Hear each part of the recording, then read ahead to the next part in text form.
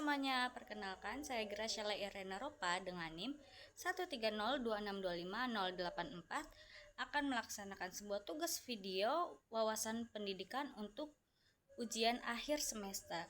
Simak videonya ya teman-teman.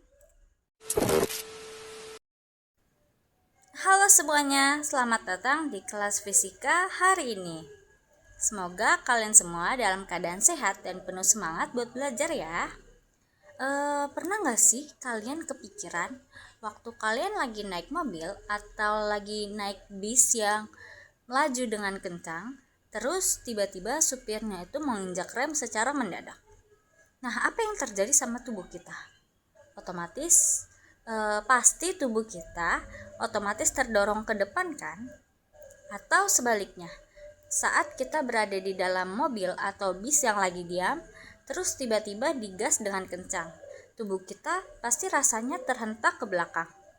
Nah, fenomena sehari-hari yang kelihatan sederhana ini sebenarnya menyimpan rahasia besar tentang bagaimana alam semesta ini bergerak.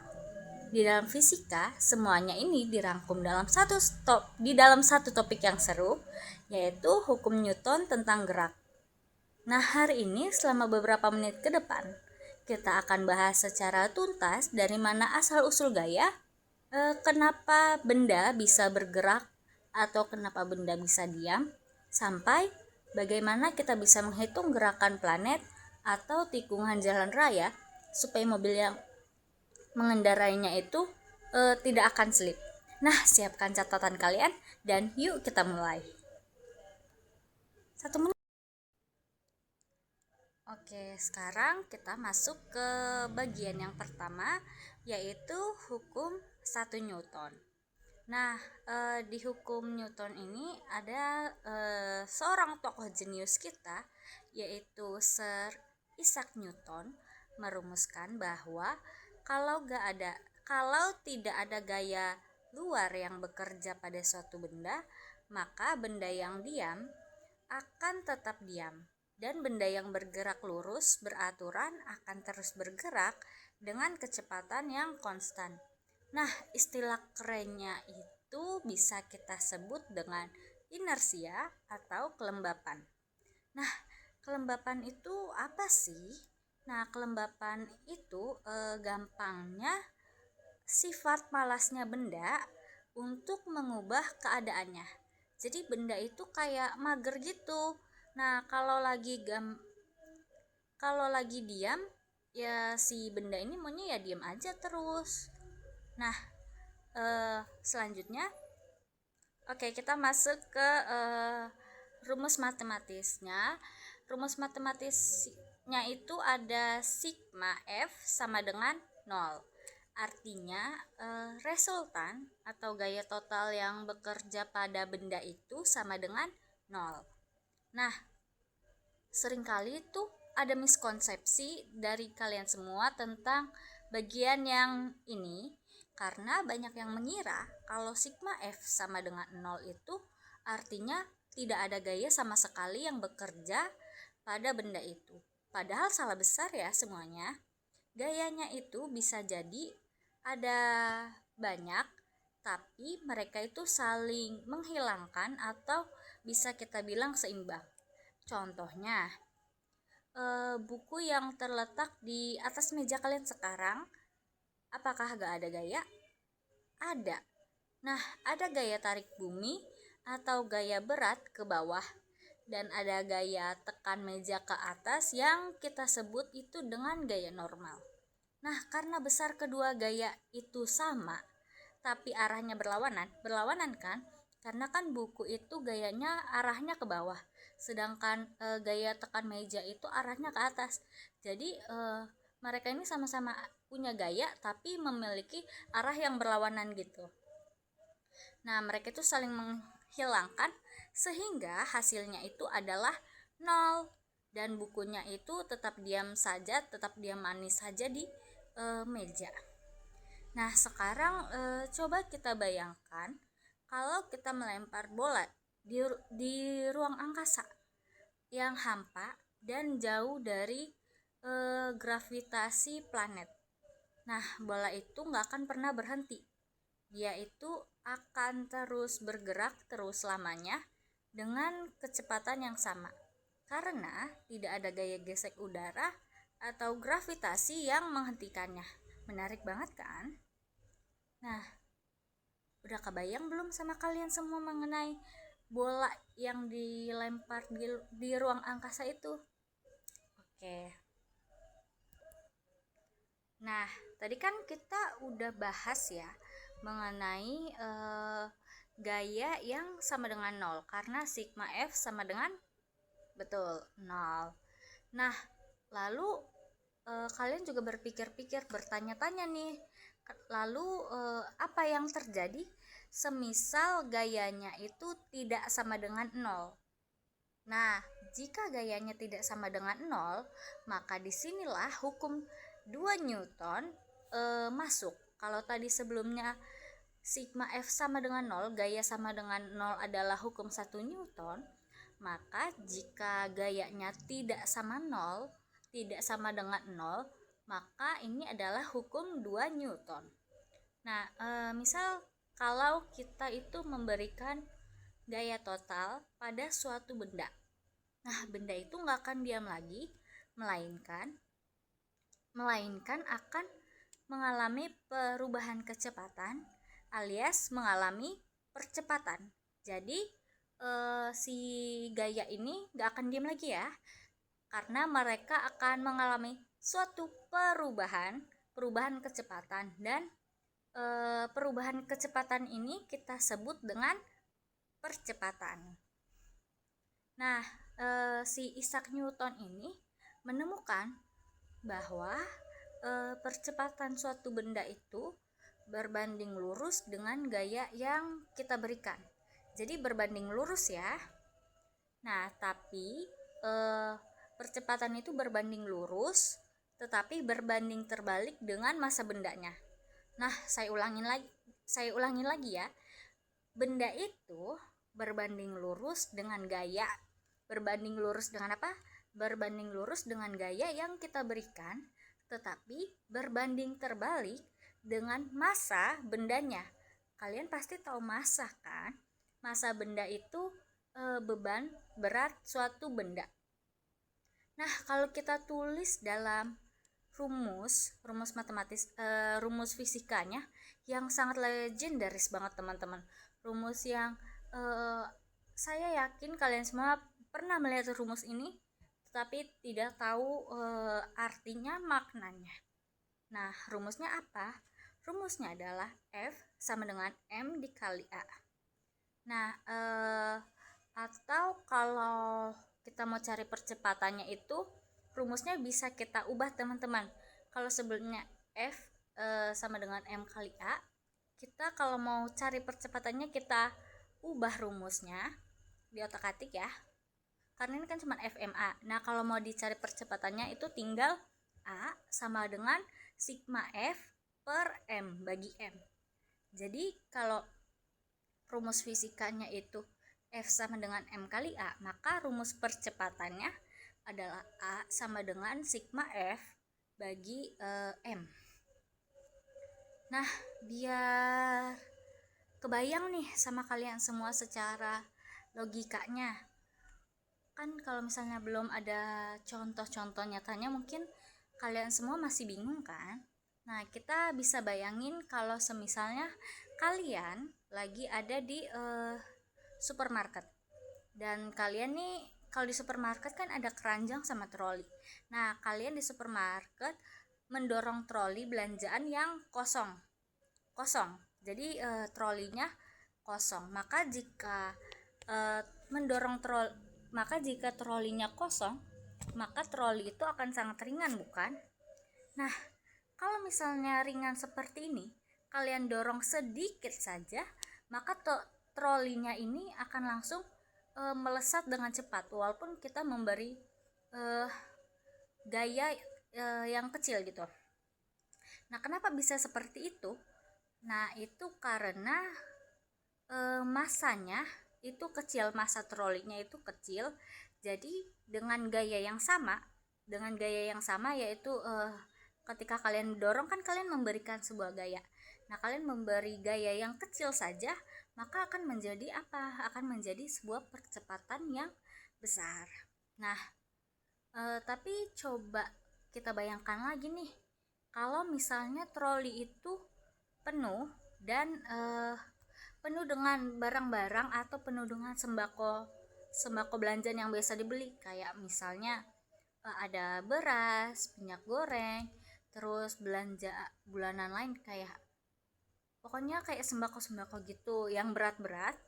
Nah, kalau misalnya kita dorong troli itu dengan gaya yang sama besar kayak sebelumnya kita dorong saat ringan, maka si troli ini akan jalannya sangat sangat lambat kan. Nah, kenapa dia bisa lambat? Padahal sebelumnya saat kita dorong dengan gaya yang sama saja, sebelumnya itu dia bisa langsung terdorong dengan cepat, sedangkan sekarang tuh dia terdorongnya lambat sekali. Kenapa? Karena massa trolinya itu besar, sehingga percepatannya berubah menjadi kecil.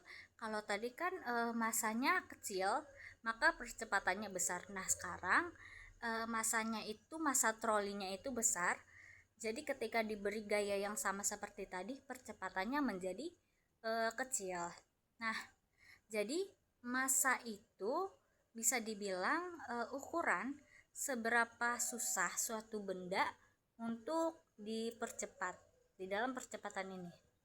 Nah, nanti di dalam perhitungan soal nanti, jangan lupa ya, satuan gaya atau satuan dari F tadi, gaya itu sama dengan F ya, itu satuannya itu adalah Newton, atau kalian bisa tulis dengan N saja. Jadi misal gayanya tuh 5 Newton, tapi kalian gak mau nulis panjang-panjang Newton, kalian cukup tulis 5N, tapi N nya N besar ya teman-teman. Nah, kalau untuk satuan gaya massa itu apa? Nah, karena massa itu berat, beban, maka kita tulis sebagai satuannya kilogram atau kg. Nah, kalau percepatan itu satuannya adalah meter per second kuadrat. Jadi kalian bisa tulis M per S kuadrat. Nah, kalau dalam perhitungan jangan lupa dan harus selalu untuk memasukkan satuan hasil hitungan kalian ya. Nah, kalau sebelumnya kita udah bahas hukum 1 Newton dan hukum 2 Newton, sekarang kita beralih ke hukum 3 Newton. Nah, hukum 3 Newton ini hukum 3 Newton ini bisa dibilang cukup sering disalahpahami seperti itu, karena padahal sebenarnya hukum Newton itu seru banget, apalagi hukum 3 Newton, tapi entah kenapa banyak yang sering mensalahpahami atau miskonsepsi juga terhadap hukum Newton nih. Padahal ini seru banget loh teman-teman. Nah, hukum 3 Newton ini biasa kita bilang dengan hukum aksi reaksi. Hukum apa? Hukum aksi reaksi. Nah, bunyi dari hukum ini adalah untuk setiap aksi, maka selalu ada reaksi yang sama besar tetapi berlawanan arah. Jadi, setiap aksi selalu ada reaksi yang sama besarnya tetapi mereka ini saling berlawanan arah. Oke, udah dipahami teman-teman semua sampai di sini. Nah, secara matematisnya, matematisnya itu biasa kita tulis dengan F aksi sama dengan minus F reaksi. Apa tadi? F aksi sama dengan minus F reaksi.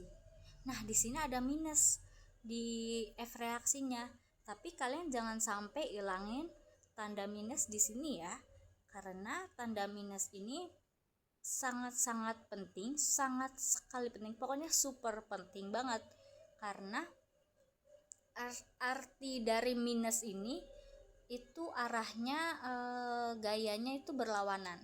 Jadi ingat, gaya aksi dan reaksi ini bekerja pada dua benda yang berbeda, bukan pada satu benda yang sama. Nah, ini poin yang penting yang sering bikin kita tuh keliru di ujian-ujian nanti.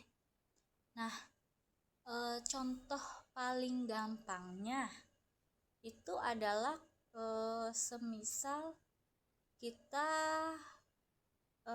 contoh gampangnya itu misal ketika kalian semua mendayung perahu. Tahu perahu yang didayung-dayung pakai sampan itu kan? Nah, kalau misalnya kalian mendayung perahu, biasanya kalian mendayung sampannya itu ke arah mana? Pasti kalian mendayung sampan itu ke arah belakang kan? Nah, itu adalah gaya aksi kalian ke dalam air. Nah, jadi diingat sekali lagi nih teman-teman. Ketika kalian mendayung air ke arah belakang, maka itu adalah gaya aksi kalian, gaya aksi kita ke air. Jadi itu gaya aksi ya. Nah, kalau ada aksi pasti ada reaksi. Nah, itu tadi adalah aksi yang kalian berikan. Jadi aksinya itu ketika mendayung air ke arah belakang. Lalu apa reaksinya dari aksi kita sebelum tadi? Nah, reaksinya itu reaksi dari air adalah mendorong dayung dan perahu. Nah, reaksinya kan mendorong dayung dan perahu kita nih. Tapi mendorongnya ke arah mana? Betul, reaksinya adalah mendorong dayung dan perahunya tuh ke depan. Jadi makanya saat kita mendayung tuh kita arahnya ke depan kan, padahal tuh sampannya tuh kita dayungnya ke belakang. Nah, saat ke depan itu adalah reaksi dari air.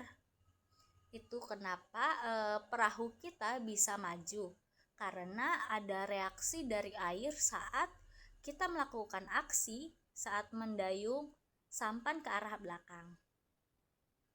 Nah, sama halnya juga dengan roket.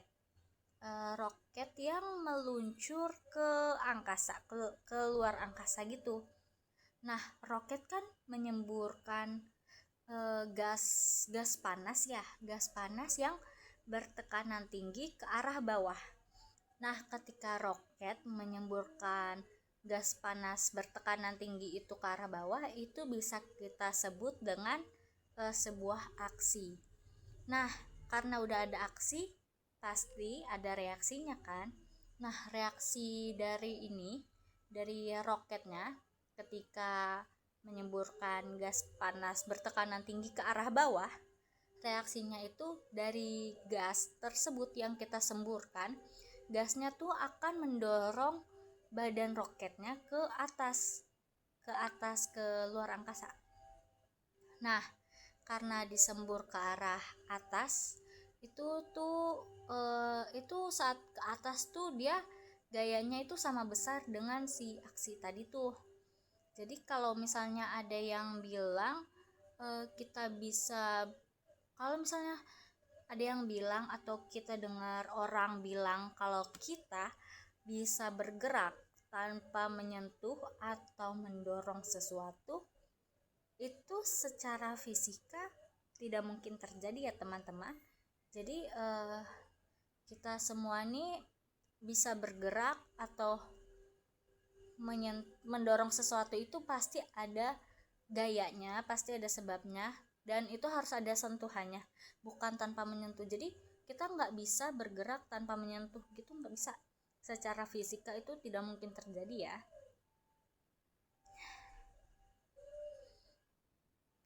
Kita lanjut ke apa, ayo.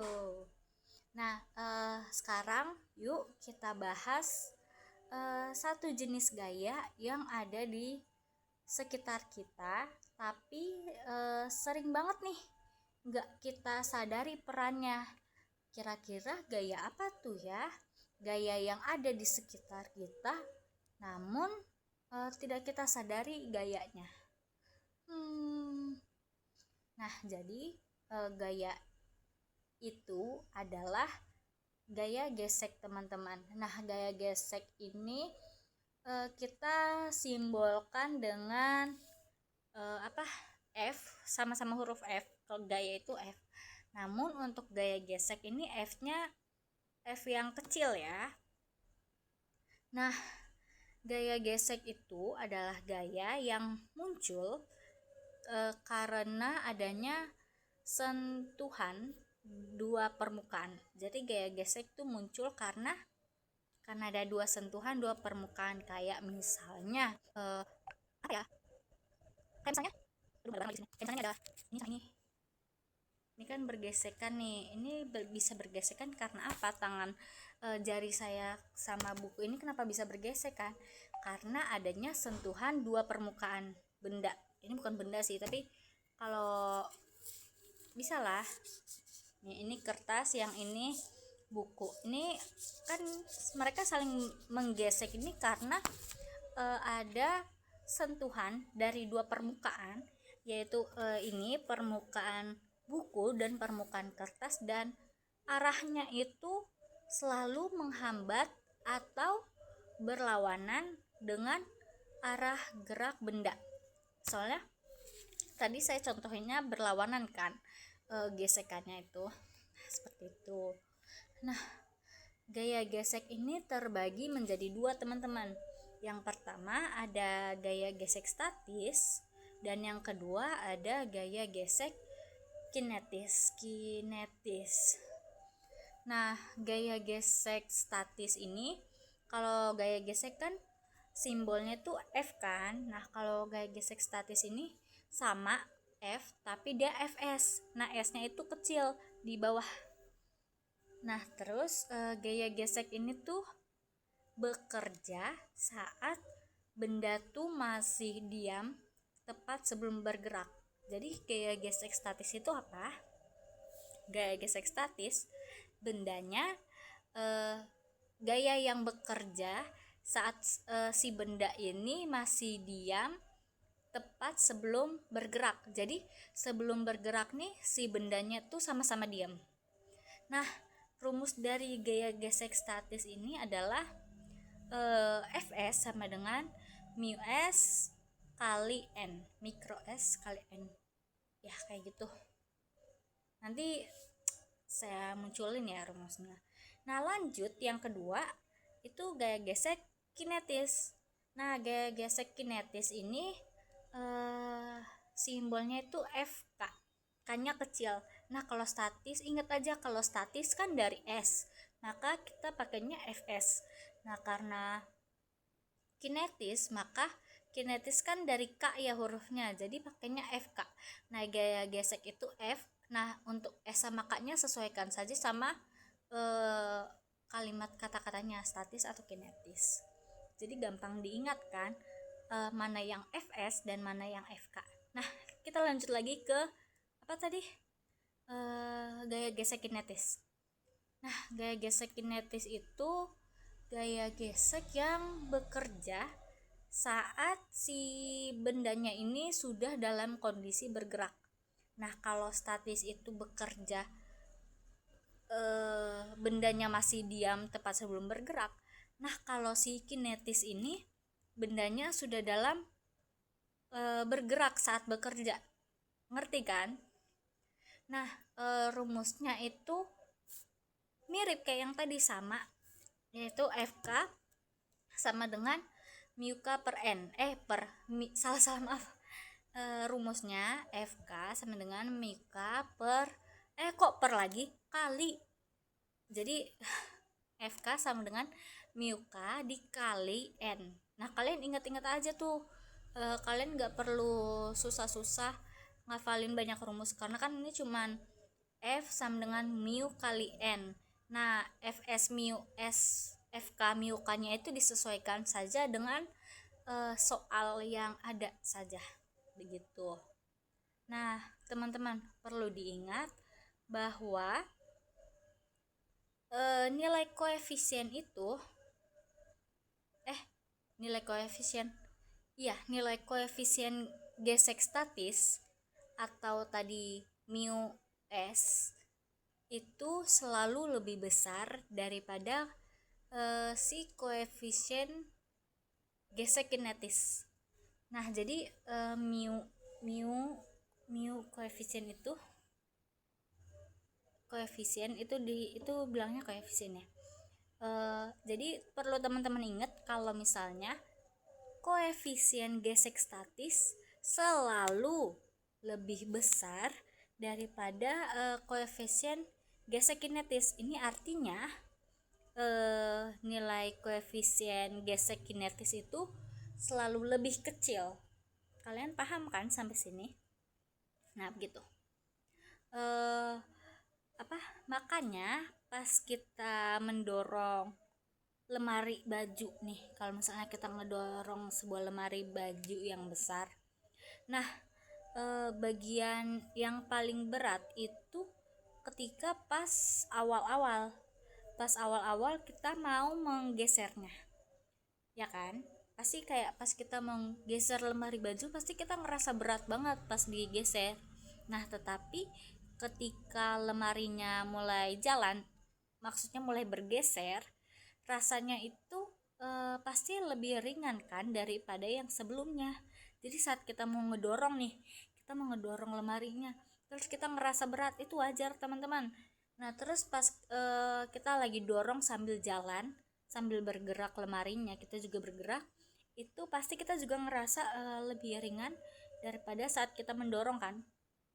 Nah, itu tuh karena kita sudah melewati apa tadi? Betul, gaya gesek. Nah, gaya gesek yang kita lewati itu adalah gaya gesek statis maksimum dan masuk ke gaya gesek kinetis. Jadi saat kita mendorong, saat masih terasa berat banget nih kita dorong, nah itu masuknya ke gaya gesek statis maksimum. Nah, terus pas kita lagi dorong, terus kan lemarinya udah mulai jalan nih, udah mulai gerak kan, itu terasa ringan.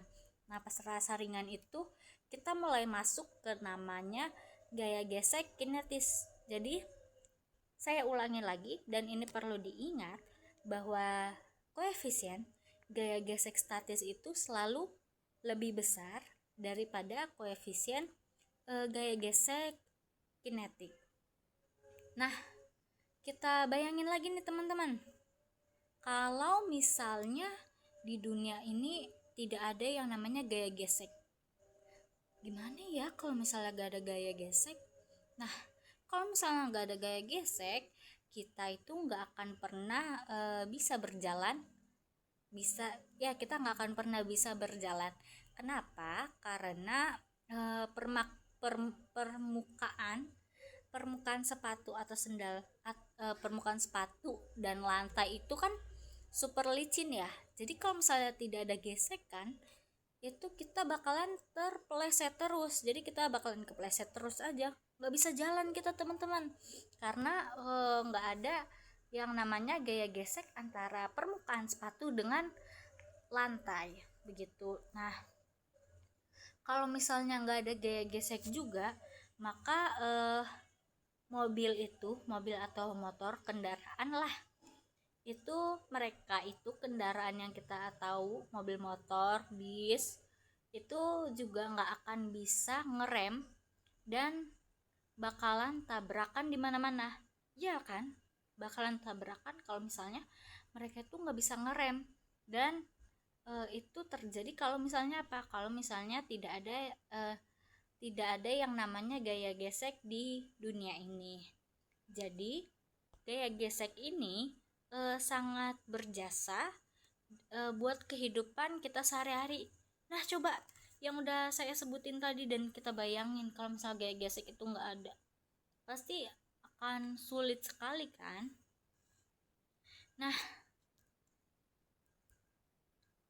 Nah teman-teman, tidak terasa beberapa menit nih sudah berlalu.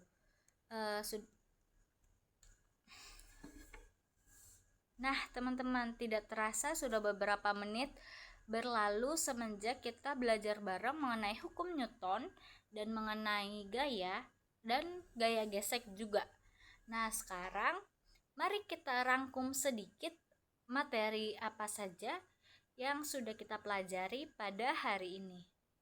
Nah, rangkumannya yaitu pertama kan kita membahas tentang hukum 1 Newton ya. Nah, rangkumannya apa? Rangkumannya hukum 1 Newton ini tuh bercerita tentang kelembapan. Nah, di mana si suatu benda ini cenderung mempertahankan posisinya kalau misalnya tidak ada gaya luar. Jadi benda akan mempertahankan posisinya kalau misalnya dia nggak ada gaya luar. Kayak misal tadi bukunya kan saya taruh meja. Nah, ya udah, buku itu akan terus tetap diam. Dia nggak akan kemana-mana kalau misal dia mempertahankan posisinya. Nah, kalau misalnya saya beri gaya, saya beri dorongan sedikit, itu dia otomatis bukunya akan bergeser kan, bukunya akan berpindah tempat. Nah, buku sebelumnya itu dia diam saja karena tidak ada gaya luar. Sedangkan saat saya memberikan gaya luar, yaitu dorongan, maka bukunya berpindah tempat. Nah, rumus dari hukum 1 Newton ini sigma F sama dengan 0. Nah, lanjut yang kedua tuh kita ada bahas mengenai hukum 2 Newton. Nah, hukum 2 Newton ini menjelaskan kalau gaya itu menjelaskan kalau ada gaya, benda bakal punya percepatan yang berbanding lurus dengan gaya dan berbanding terbalik dengan massa.